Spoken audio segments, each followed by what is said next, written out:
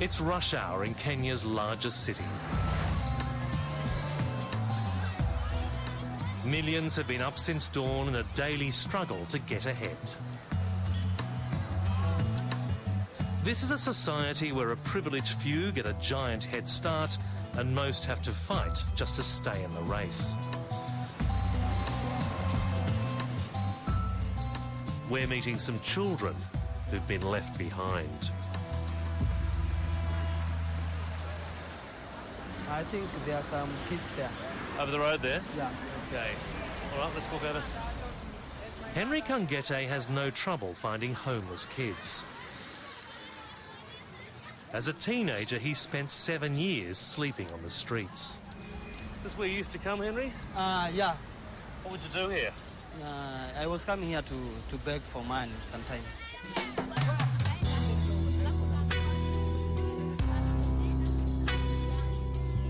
Most are barely in their teens, just as Henry Kangete was when he started life on the streets.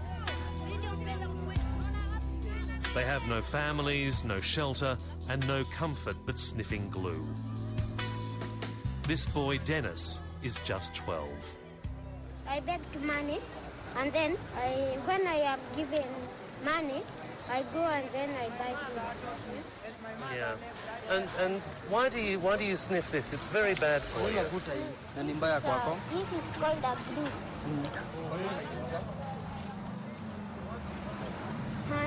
No, this is not good. Not good. When I go to school, I did not use this. Yeah. I did not use this.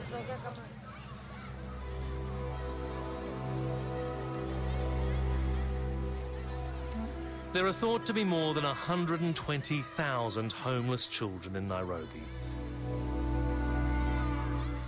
Some orphans, some runaways from abusive homes.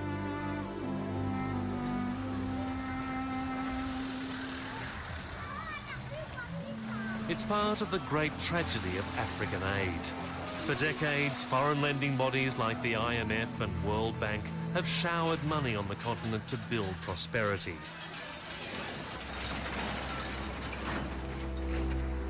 More than $500 billion have been given since 1960, yet most nations are now poorer than they were then. Children like this still have to save themselves. But where grand schemes have failed, some small projects are getting through.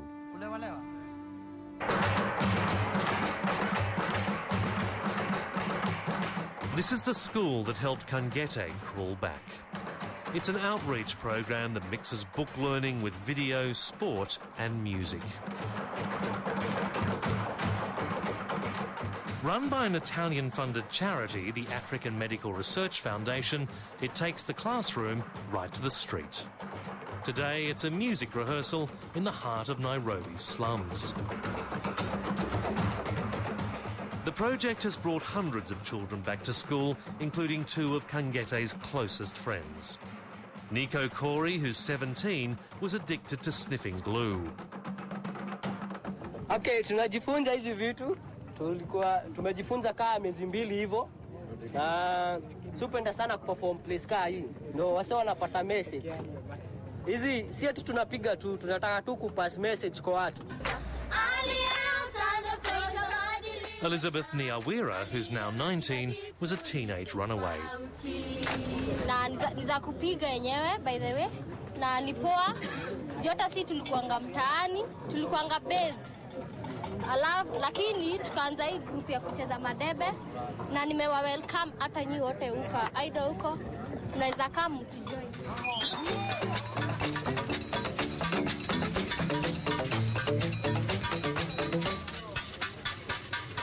The idea is to get kids interested in coming and then show them just how much they can achieve, even with the scraps of rubbish they scavenge on the streets. Then they spread the message to others.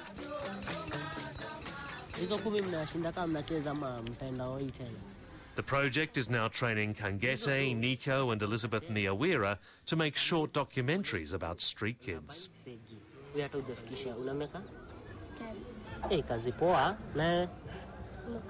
Makanika. Unafikiria As former street kids, they have an instant connection with the children they meet. lazima uache story na story za mtaa hivyo. Si kitu poa, si tumepitia hapo. Si tumepita. Tuko mpaka tunavuta gam, mashada. Na utajua ukianza venye umeambiwa. Mtu ajuange. Lakini utajipata ushaanza kuvuta. Ubishte yako anavuta, unalala nje. While they're still learning the craft, they believe they'll be able to show things outsiders can't. I don't think that, like you can come here and make a documentary trying to talk about life in the slum.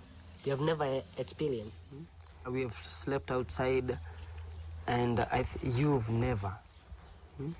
And even if you've ever, it is maybe in a club. That's not outside. No, I can tell you what I've been facing, and what the other kids are facing.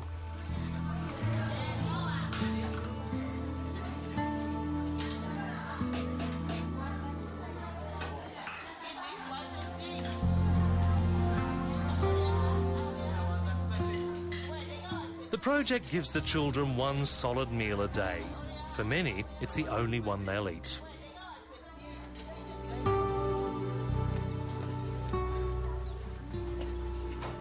Elisabeth Niawira, who now lives with her aunt in a small house in the slums, can't understand why so little aid money has trickled down. They give to big people who don't care. Maybe they think about themselves.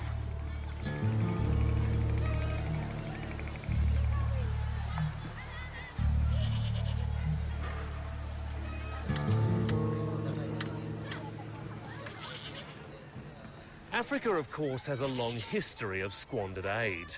Billions of dollars stolen by corrupt politicians and wasted in bureaucracy.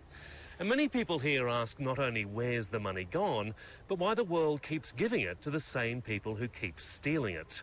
Well, armed with their cameras, Nico, Henry and Elisabeth got to take those questions right to the top.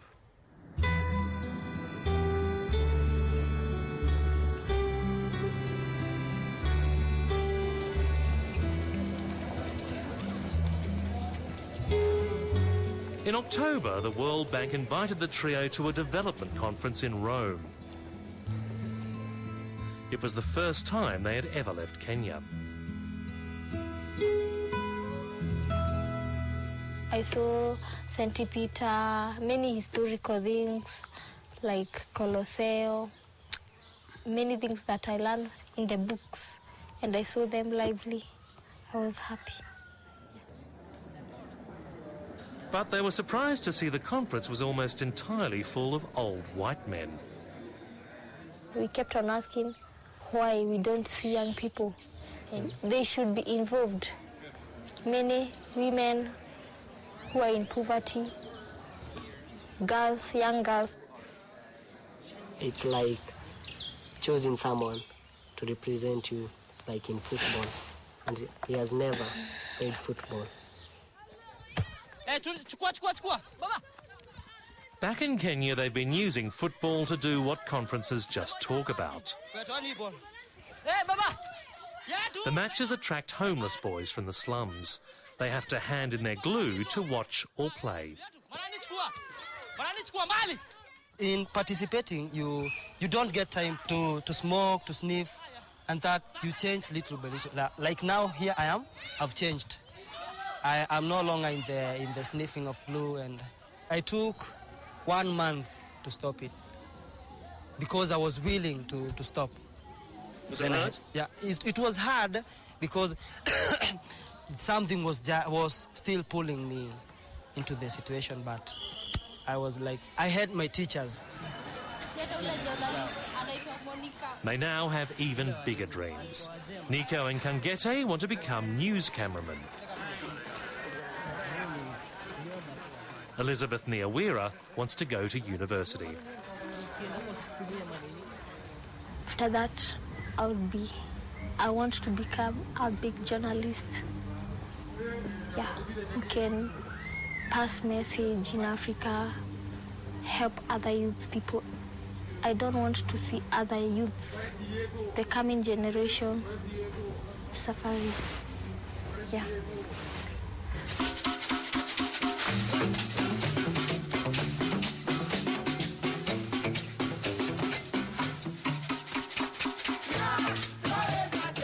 The project is run by people who know firsthand what poverty is and what homeless young people really need.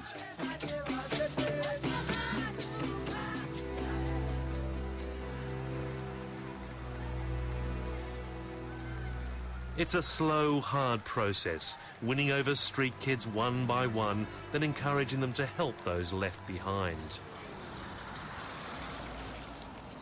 But it